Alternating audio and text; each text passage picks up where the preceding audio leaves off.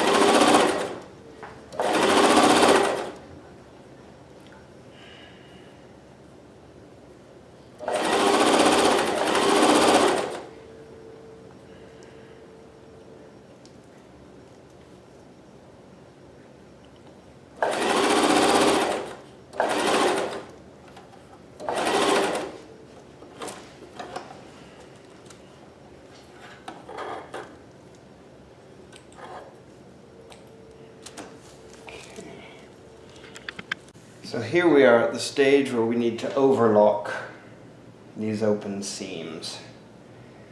Not that they'll unravel, but it looks nicer when you clean them up.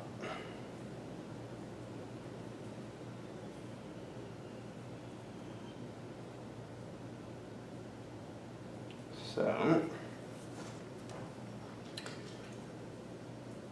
in this first instance, we'll just overlock the edge of these pockets.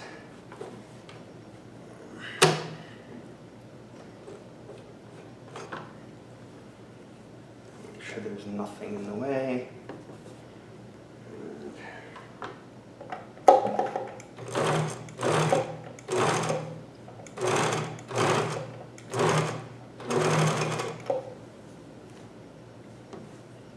This is one reason why you want the tables, because when you're doing stuff like this, it will pull. You definitely don't want that.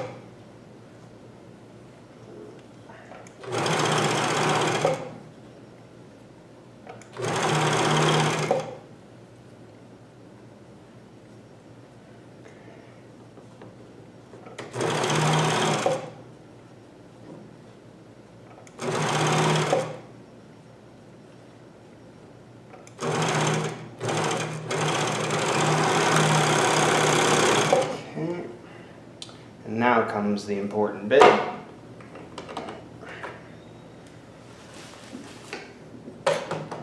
Which is the whole way down the side. Which is from the top, along the edges of the pocket and down the side. So here we go. It's a little tricky just at this bit because you've got a funny bend. But it's fairly easy to just straighten it out. Let the machine do its job. We've got a corner here, so we'll just do this because it's nice and easy. There we go.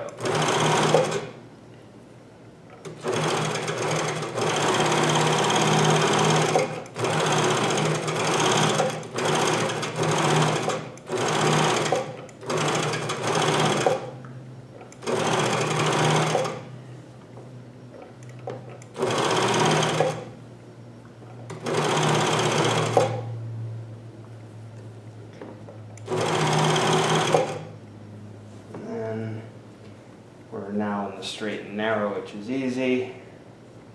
Just go straight down here.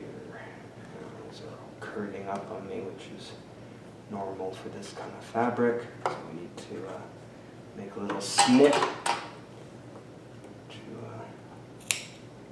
flatten them out, and then we should be off.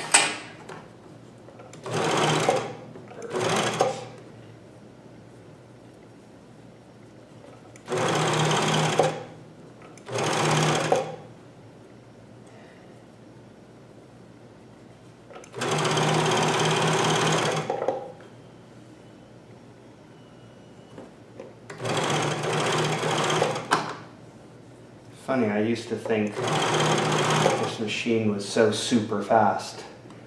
But of course, once you've, I mean, it's all different experiences between industrial and domestic, but it's quite a manageable speed now.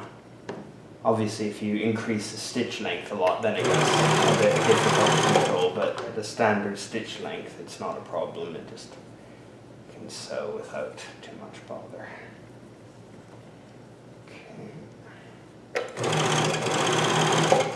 And what you have to do is make sure, is the seam line flat? Yep, so it's lying flat. Little snipperoonie there. And a little snip at the top here. And you know, that looks, ooh, one more. Looks good and professional, that. Can't complain. Let's finish the end of this.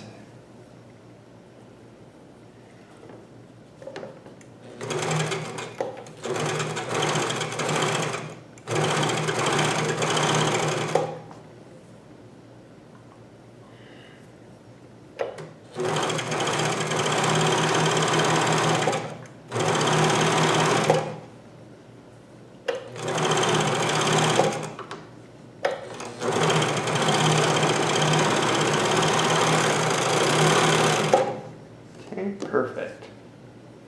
So an excellent result. Eventually I will be hemming this. At the moment, not quite. Perfect. So there's that one, and I just need to repeat this for the other legs, but I shall do the outside leg of this one because it is quite complicated, and while I remember what to do and get it right, I will do this one. Same difference. I'm going to do this one just on this side because it's easier from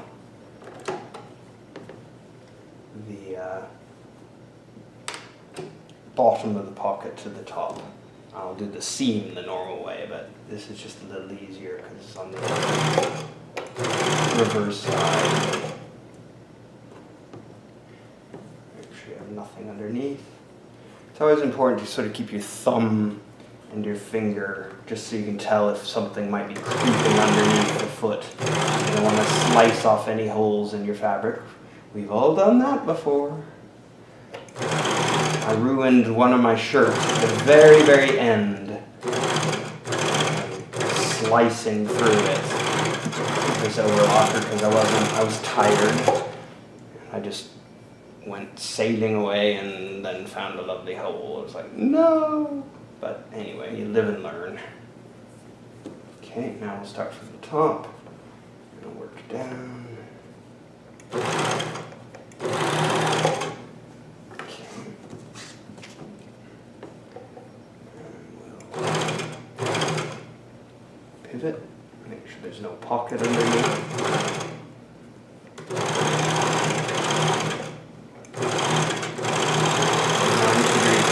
So we'll just do that and off we go again.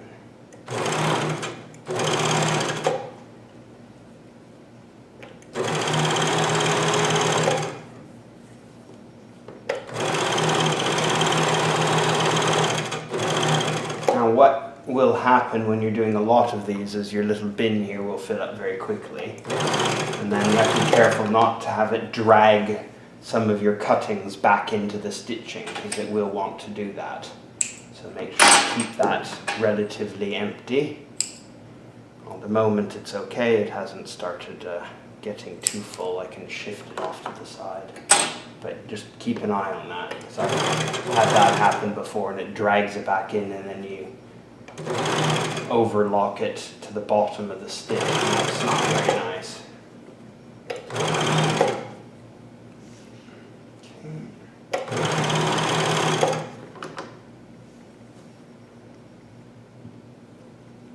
Almost at the bottom of the pocket, just straight run now. Okay, there we are.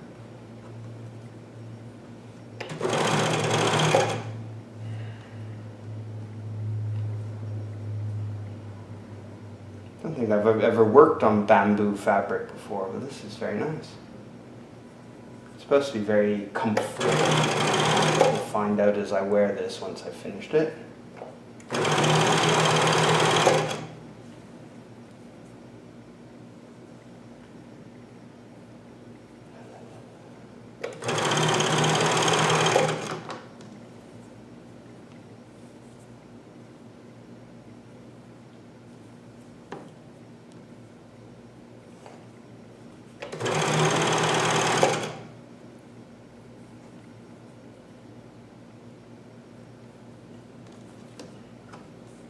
So some of the issues with speed are actually getting used to